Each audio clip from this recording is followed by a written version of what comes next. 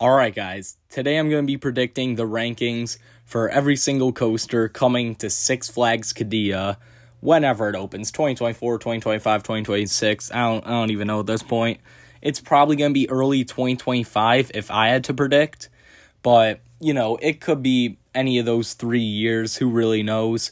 Anyone that's working for Six Flags Qiddiya probably has a better idea than any of us, but yeah.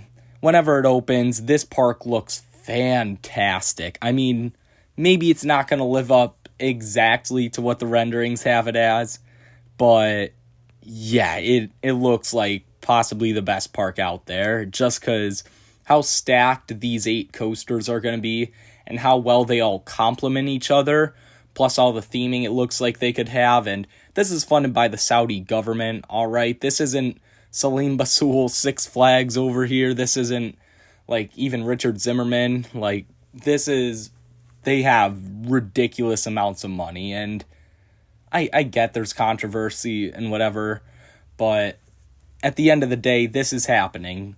This mega park that could be the best in the world is happening in Saudi Arabia. Whether you like it or not, whether you're going to travel out here or not, it's all happening. So yeah, let's jump right into it with number 8, and that is Twilight Express. Now, this is actually going to be a clone of Midnight Flyer coming to Santa's Village, and, it's a Vekoma family coaster. You can't really expect a whole lot out of this or Midnight Flyer, but yeah, it's a +1. You get the +1, and you move on to literally anything else in the park. So yeah, coming in at number 7 is going to be Sawmill Falls. This is actually a Mach water coaster, and it's going to be custom, which is sort of different for Mach, because I find a lot of their water coasters are clones of another model, especially from Europa Park. But yeah, besides that, you don't really see a lot of custom models, and I'd say, they're all right. I rode Journey to Atlantis, and that was a fun ride, but it's really carried by the theming that SeaWorld put in. So the coaster part itself really didn't do a whole lot. And from what I hear and see, the others don't really do a whole lot. And I mean, I don't really want to get too wet, even though it is in the desert, and it probably would be a lot better to get wet there than here in New York or something. But yeah, at the end of the day, it's still a water coaster. The layout's not going to be anything to shout at. It's just a +1. So yeah, that's definitely towards the bottom of the lineup. Coming in at number 6 is going to be Sea Stallion. This is going to be a Mach spike coaster. And there's not a lot of these out there right now, but you find one at Skyline Park. You can find one on a cruise ship. Yeah, that's a thing. So there are some of these. And this is going to be a pretty rare model, especially since, it is a Mobius loop, but it's not a Mobius loop. It really isn't. Because to me, Twisted Colossus is a Mobius loop. Racer at Kennywood is a real Mobius loop. But, from what I've seen in this layout, it's not even going to stay next to the other, side, if you will. The whole time, it's just going to kind of interact a little bit. And the dispatches do have to be timed perfectly because it's going to be rolling through the second launch, or it's a powered coaster. At the end of the day, these spike coasters, they're powered, so you go however fast you want. But yeah, that would actually be really funny if a bunch of thuzies intentionally went really slow to get a duel, or a half duel, because it's not even really a full duel if you duel. But yeah, I feel like that'd be really funny, just if they do an enthusiast event or something, everyone's trying to just line it up so they get a perfect duel. But yeah, if you don't know, you control the speed on this. The layout looks pretty fun. It's unique. Should have some good theming. Overall, not a bad ride. Definitely a fun family coaster it'll be. So coming in at number 5 is Adrenaline. Now, this is going to be a Vekoma family invert. Again, same thing as Phoenix or Dragonfly or whatever you want to say. And I'll say I definitely liked Phoenix more than Dragonflyer, but even Dragonflyer I thought was pretty fun. So I have no doubt this will be an amazing family coaster, because Phoenix especially was a really good family coaster. Definitely packed some good positives. The restraints are top tier, some of the best in the game, especially for family coasters. like Big Bear Mountain and like the family suspended coasters, all the Vekomas have really good restraints, I'd say. So yeah, you're not going to worry about that. It's not going to be one of the old hang and bangs. So yeah, it's going to be a fun ride overall.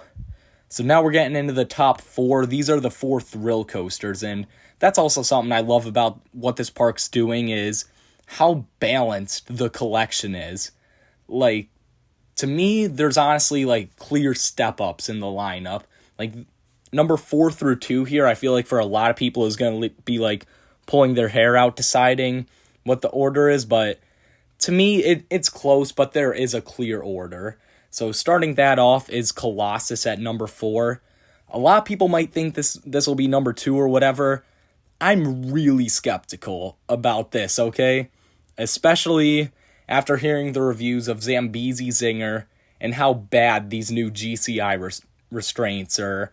Yeah, the restraints and the whole train, but mainly the restraints, because these are apparently some of the worst lap bars in the industry. You can't really get any room with them. You're just stapled the whole time, even if you try to hold them up. So I think that could be really rough for this ride, especially if the layout isn't quite as good as something like Wood Coaster or Python and Bamboo Forest, which, you know, even if it was like Python and Bamboo Forest, let's say, with these restraints, just not being able to get any room really sucks. That's like what new Skyrush is now. And yeah, I said it. Skyrush had more room before, but we're gonna get off topic there. But yeah, these restraints I hear are really bad. It's gonna have a lot of Titan track and everything. So layout, it looks like a mid-tier GCI probably. Nothing too special. Not as good as like Thunderhead or something. But yeah, it could be higher if it had Millennium Flyers. But yeah, of course, I had to have Infinity Flyers, because, of course, evolution obviously leads to stapling and vests. So, yeah, tough times we're dealing with here in the amusement industry. But anyways, let's move on to number 3, which is going to be Iron Rattler. And no, this won't be an RMC, even though that would probably still be number 3 in the park, I'd say. But yeah, this is going to be a Vekoma tilt coaster. A lot of Vekomas here, which I'm not totally against, like especially the family coasters, because Big Bear Mountain is my favorite real family coaster. Yes, even over Hagrid's. So yeah, I'm happy about that. These new gen Vekoma thrill coasters do have vests. They don't look quite as bad as the B&Ms, but still it's a downside. But I think the layout's going to more than make up for it, because yeah, what's up with this first drop? Like, yeah, it's weird. It's very bizarre. It's not even like the other tilt coasters. Like, yeah, it's obviously bizarre because it tilts, but yeah, just, I don't even know. Like, you know what I'm talking about. It's really hard to explain, like, the dips and whatever, like what I'm talking about. But yeah, if you see it, you know this looks like a very bizarre drop. And yeah, the rest of the ride looks like it has a great layout. Sort of going to be like Circuit Breaker in a way. So, yeah, overall, good airtime, good inversions, hopefully really good theming. Because, like, you got the steampunk theming and everything. Yeah, this whole area is going to be phenomenal, especially headlined by this massive thing. And, yeah, Tilt Coaster, that's just going to be so unique for the area. Because you got to go to goddamn Gravity Max for the next one. So, and that's an older one. So, it's a good distance till you get to either that or Codaland, so this will be very unique. It's definitely going to be a fan favorite. But I do have number 2 as Spitfire. This looks like the clear number 2 for me.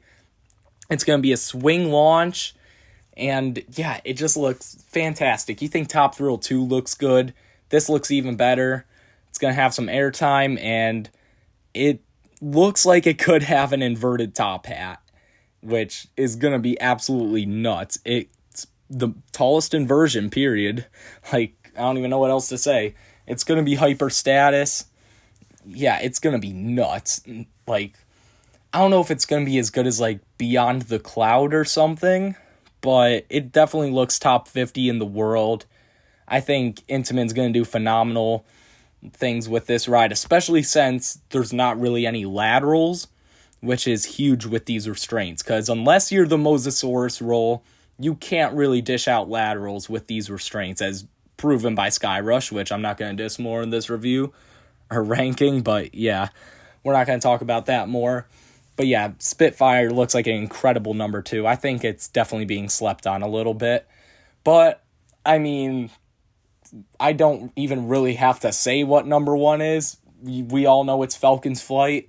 Everyone knew it from the start that pretty much if I were to do a ranking for any other park, this would also come in at number 1. I think there's only a few coasters on the planet that'll be able to challenge this. And the ones I'm thinking of are Project 305, Air Force One, Ride to Happiness, Voltron. And Project 305, I think, depending on the day, is my number 1, interchanging with Wildcat's Revenge, but this will definitely destroy it. Ride to Happiness at its peak could potentially do it, but that's like perfect sync, just perfect everything has to line up for Ride to Happiness. Voltron, I think it looks like a perfect layout. Like, that's the most perfect layout on any coaster, but I just don't think it's enough. And the only one that I genuinely think might be better than it is Air Force One, just because how stupid aggressive that airtime looks. But still, even Air Force One, I don't even know. I was skeptical about this ride at first, but the more I thought about it, you're still going 156 miles an hour at over 600 feet tall, over 500 foot tall camelback, like all these crazy launches. That one like Outer Bank over the cliff looks absolutely nuts. And yeah, the whole second half and everything looks fantastic with the speed. I think everyone's also sleeping on the first half, because people don't realize this first half is still probably going to be on par with Conda. Like, you got that potentially beyond vertical twisted drop, and you got a bunch of hills coming after it. So yeah, that first half still probably going to be on par with Conda. So yeah, overall, Falcon's Flight's just going to be a whole new animal in the coaster industry that we're not ready for. So yeah, let me know what you guys think of these rankings down in the comments below. Make sure to like and subscribe, and I'll see you guys next time.